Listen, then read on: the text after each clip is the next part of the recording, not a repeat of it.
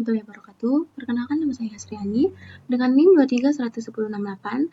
Pada video kali ini saya akan menjelaskan terkait Jupyter Lab Source Code, yang dimana di sini ada beberapa pembahasan. Di sini ada akses multiple improvement from Jupyter Lab base. Di sini yaitu yang kode NB Anaconda kernel. Di sini ada check improvement path location, yang dimana di sini ada kode import SYS. Di mana di sini ada kode import SYS. Pada baris ini kita gunakan untuk mengimpor SYS. Modul SYS adalah modul bawaan Python yang memungkinkan program berinteraksi dengan sistem seperti membaca input dari commit line atau menghentikan program. Jadi dengan mengimpor SYS kita bisa mengakses berbagai fungsi penting yang berkaitan dengan eksekusi program. Selanjutnya di sini ada SYS path. SYS path ini adalah daftar lokasi folder yang digunakan Python untuk mencari modul saat kita melakukan import. Jadi setiap kali kita menulis import, Python akan mengecek folder-folder yang ada di SYS path. Jika modul tidak ditemukan di sana, maka akan terjadi error. Nah, di sini coba kita run ini untuk lokasi-lokasi folder yang digunakan. Setelah itu ada import cp2.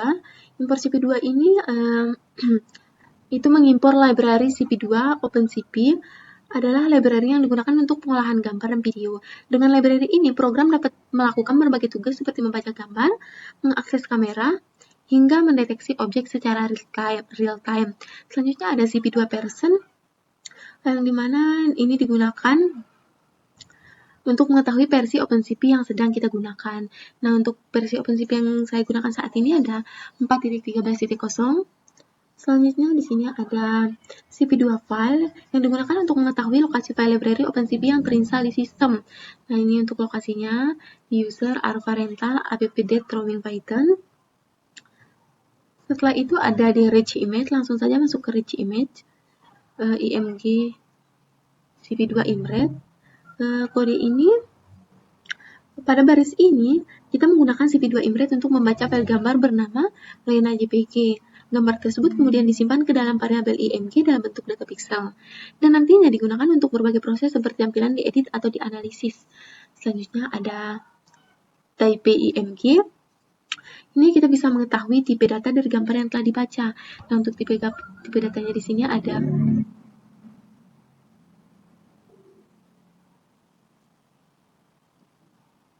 lampi ND array. Selanjutnya ada img shape. IMG shape pada baris ini digunakan untuk mengetahui dimensi gambar, yaitu tinggi, lebar, dan channel warna. Nilai ini penting karena membantu kita memahami struktur gambar sebelum melakukan proses lebih lanjut seperti resizing atau pengolahan pixel. Nah, selanjutnya di sini ada type IMG shape.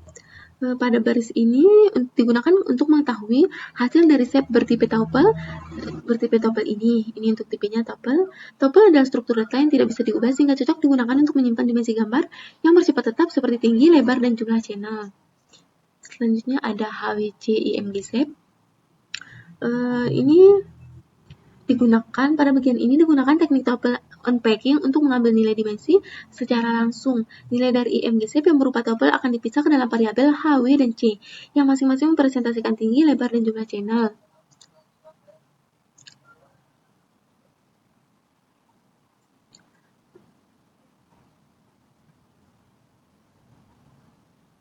Ini untuk outputnya. Ini jika H kali W, ini ketika tinggi dikali lebar, maka ini hasilnya.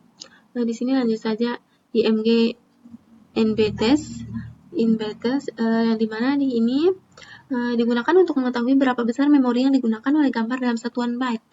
Karena gambar disimpan sebagai array, maka setiap pixel dan channel akan memakan ruang memori. Nah, ini untuk besar memori yang kita gunakan saat ini. Selanjutnya ada IMG NBTest per 1024. Pada bagian ini ukuran memori gambar sebelumnya dalam byte, yang sebelumnya dalam byte dikonversi ke kilobyte dengan membagikannya dengan 1024. Hal ini dilakukan agar ukuran data lebih mudah dibaca dan dipahami, terutama saat membandingkan ukuran beberapa gambar. Selanjutnya lagi ada import OS. Import OS ini sama seperti yang sebelumnya, kita mengimpor modul OS, yaitu modul bawaan Python yang digunakan untuk berinteraksi dengan sistem operasi, terutama dalam pengolahan file dan folder. Selanjutnya ada OS path get size Lena JPG. Pada baris ini, gambar JPG yang tersimpan di disk konversi. Kode ini digunakan untuk mengetahui ukuran file gambar dalam bentuk terkonferensi di penyimpanan. Berbeda dengan IMG NBTS yang menunjukkan ukuran di memori, ukuran file JPEG biasa lebih kecil karena telah dikonversi. Saat gambar dibaca oleh OpenCV, data tersebut diubah menjadi piksel mentah sehingga ukurannya menjadi lebih besar. Selanjutnya ada IMG NIM 3D. NIM ini digunakan untuk mengetahui jumlah dimensi dari data gambar. Jika nilainya 3, ini outputnya 3, berarti gambar memiliki 3 dimensi yaitu tinggi, lebar, dan channel warna. Selanjutnya ada IMG Min. IMG Min digunakan untuk mencari nilai piksel terkecil di gambar. Nah, di sini nilai ini menunjukkan tingkat kegelapan paling rendah pada gambar di mana 0 ini mempresentasikan warna hitam. Selanjutnya ada IMG Max. IMG Max digunakan untuk mengetahui nilai piksel terbesar di dalam gambar. Nah, ini ada 255. Nilai ini menunjukkan bagian paling terang di gambar yang mempresentasikan warna putih. Selanjutnya ada IMG Size and Pixel. Digunakan untuk mengetahui jumlah total elemen dalam array gambar. Ini jumlahnya ada 365.328. Selanjutnya ada HWC and Pixel. Perhitungan HWC menghasilkan jumlah total nilai dalam gambar, bukan jumlah pikselnya. Karena setiap piksel pada gambar berwarna memiliki 3 channel yaitu B, K, dan R, maka jumlah datanya menjadi 3 kali per piksel. Ini untuk outputnya. Selanjutnya ada Access Image Channel. Channel IMG Set. Kode ini digunakan untuk mengambil channel hijau dari gambar. Dengan titik 2 di belakang ini 0, kita ngambil seluruh baris dalam kolam tetapi hanya pada channel ke-1 yaitu warna hijau dengan dalam format BGR. Setelah itu shape digunakan untuk melihat dimensinya yang menjadi 2 dimensi karena hanya 1 channel. Selanjutnya ada IMG titik 2. Kode ini digunakan untuk mengambil channel warna merah dari gambar. Dengan IMG ini kita bisa memilih seluruh bagian gambar pada channel kedua yaitu warna merah dengan format BGR. Nah, hasilnya ada 344, 354. Selanjutnya ada akses individual pixel. IMG 0,0 ini digunakan untuk mengambil nilai piksel pada posisi paling kiri atas gambar. Untuk gambar berwarna, nilai yang dihasilkan berupa 3 angka yang mempresentasikan intensitas warna biru, hijau, dan merah pada format BGR.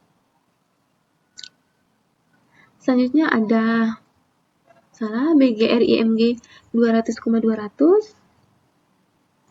Pada bagian ini kita mengambil nilai piksel pada posisi tertentu yaitu koordinat 200,200. Nilai tersebut terdiri dari 3 komponen warna dalam format BGR yang kemudian dioprak ke variabel BGR. Selanjutnya nilai tersebut ditampilkan dalam format RGB dan lebih mudah dipahami. Nah, ini untuk R221, G118, B119. Selanjutnya ada read display image. Di sini import CP2 sama seperti yang sebelumnya. Di sini untuk membaca file Lena JPG. Di sini ada show image. CP2 MShow ini untuk membaca file gambar. Yang dimana di sini ada my app. CP2 WebKey ini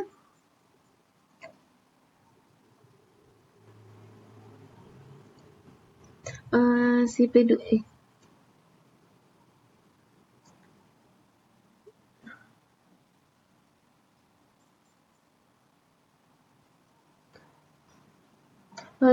program ini, WebKey ini menunggu input dari penggunaan sehingga gambar tetap terlihat sampai tombol ditekan.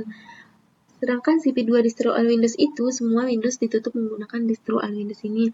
Untuk selanjutnya CHR97 ini fungsi CHR digunakan untuk mengubah nilai numerik menjadi karakter berdasarkan kode ASCII untuk Unicode. Sehingga contohnya di sini ada angka 97 dikonversi sehingga menjadi huruf A. Fungsi ini sering digunakan dalam manipulasi teks atau pembuatan karakter. Selanjutnya ada CP2 ini untuk menutup jendela Windows. Kemudian ada CP2 MShow Lena JPG, yaitu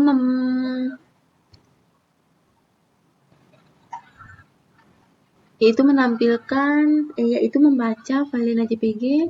Kemudian ini ada untuk waktunya ini 6000 milisecond, yang dimana ini setelah 6 detik maka Windows akan ditutup. Tapi jika sebelum 6 detik kita menekan keyboard, maka dia juga akan langsung menutup.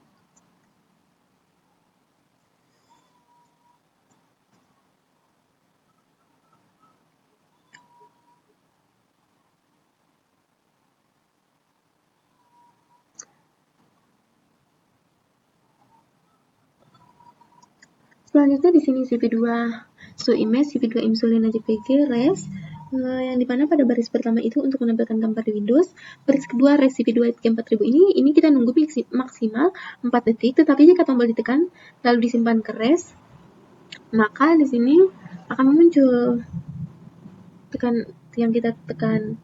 Nah, pada bagian free new preset ini logikanya jika res antara 01 sampai 127 diubah ke karakter pakai CHR atau res. Selanjutnya ada menggunakan matplotlib. Pada kode pertama ini import matplotlib ini itu pada bagian ini gambar ditampilkan menggunakan matplotlib yang biasanya digunakan dalam Jupyter Notebook. Berbeda dengan OpenCV, matplotlib menggunakan format warna RGB sehingga perlu melakukan konversi dari BGR ke RGB. Nah, ini penjelasan kodenya. Selanjutnya di sini ada IMG RGB. Pada bagian ini dilakukan konversi dari format BGR ke RGB menggunakan slicing NumPy. Dengan IMG.2 ini, urutan channel dibalik sehingga sesuai dengan format yang digunakan oleh matplotlib. Setelah itu gambar ditampilkan dengan warna yang benar. Nah, ini untuk outputnya. Selanjutnya ada IMG read IMG.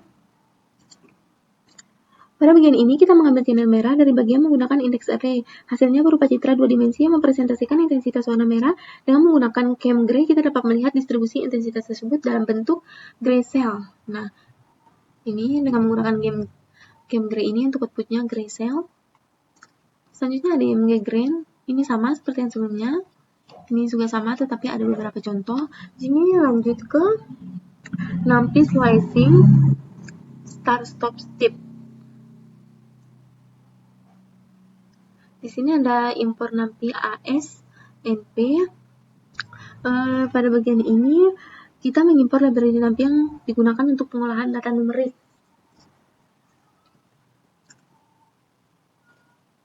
Selanjutnya ada A sama dengan NP range 5 digunakan untuk membuat array berisi angka berurutan dari 0 sampai 4. Nah, di sini jika di print A, ini untuk outputnya array 0, 1, 2, 3, 4. Setelah itu ada A 0.25 slicing digunakan untuk mengambil sebagian elemen dari array. Pada contoh ini kita mengambil semua elemen dari indeks 0 hingga 4 sehingga menghasilkan seluruh nilai array. Sama, cuma untuk sintaknya yang berbeda sama seperti yang sebelumnya.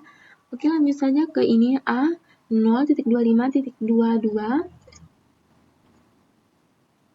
Pada slicing ini kita menggunakan parameter ketiga yaitu step, yaitu 2, berarti mengambil elemen dari indeks 0 sampai 4 dengan interval 2, sehingga menghasilkan elemen 0, 2, dan 4.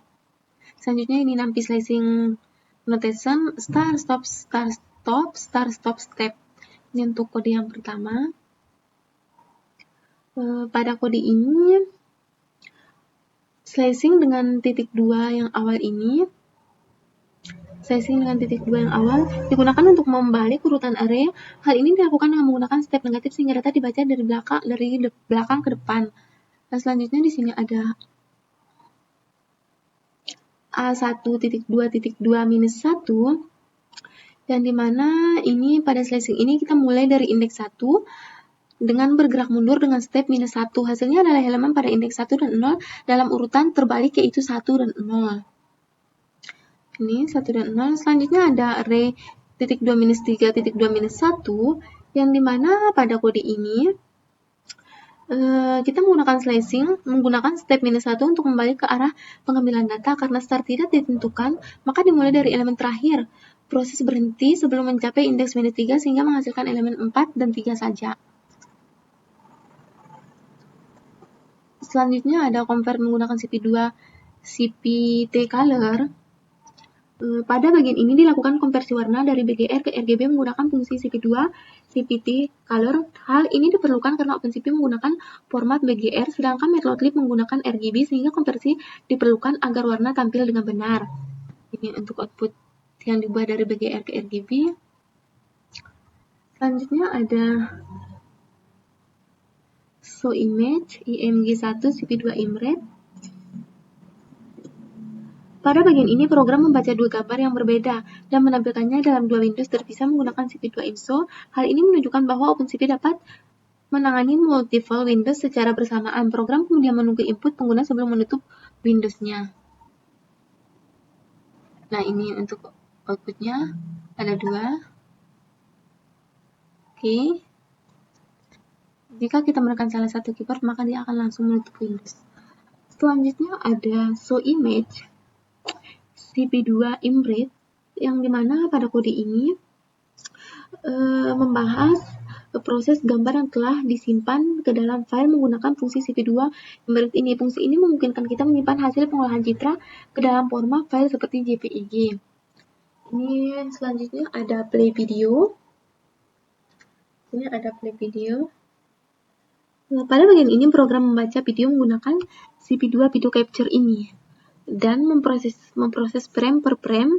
Setiap frame ditampilkan secara berurutan hingga membentuk video. Program akan berhenti jika pengguna menekan tombol Q.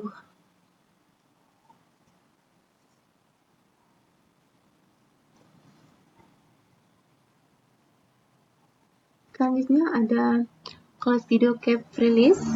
Pada bagian akhir dilakukan pelepasan restore video menggunakan Caprils dan penutupan semua Windows menggunakan CP2 distro Windows. Hal ini penting untuk memastikan program berjalan dengan baik dan tidak meninggalkan resource yang masih aktif. Selanjutnya ada CP2 video capture. Pada keseluruhan kode ini membahas terkait program yang membaca video frame per frame menampilkan setiap frame menggunakan OpenCP. User dapat menekan tombol Q untuk keluar atau S untuk menyimpan frame saat ini sebagai foto. Setelah video selesai, semua resource dibersihkan dengan keypress dan CP2 distro Windows. Selanjutnya ada capture foto. Program ini mengambil foto dari kamera secara langsung menggunakan OpenCP. Fungsi CP2 video capture membuka kamera, kemudian keypress mengambil frame. Jika berhasil, frame disimpan sebagai file gambar. Setelah itu kamera ditutup menggunakan Caprils. Setelah itu ada capture video lagi. Pada program ini merekam video dari webcam secara real time dan menyimpan ke file output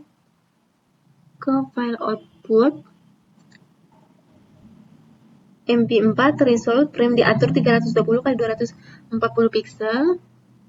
310-240 pixel. Setiap frame ditampilkan dan unsur dapat menekan S untuk menyimpan snapshot atau Q untuk berhenti merekam.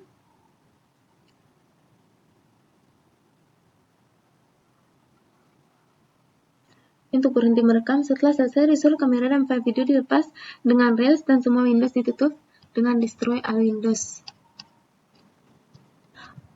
Mungkin itu saja penjelasan yang dapat saya sampaikan pada video kali ini. Terima kasih. Wassalamualaikum warahmatullahi wabarakatuh.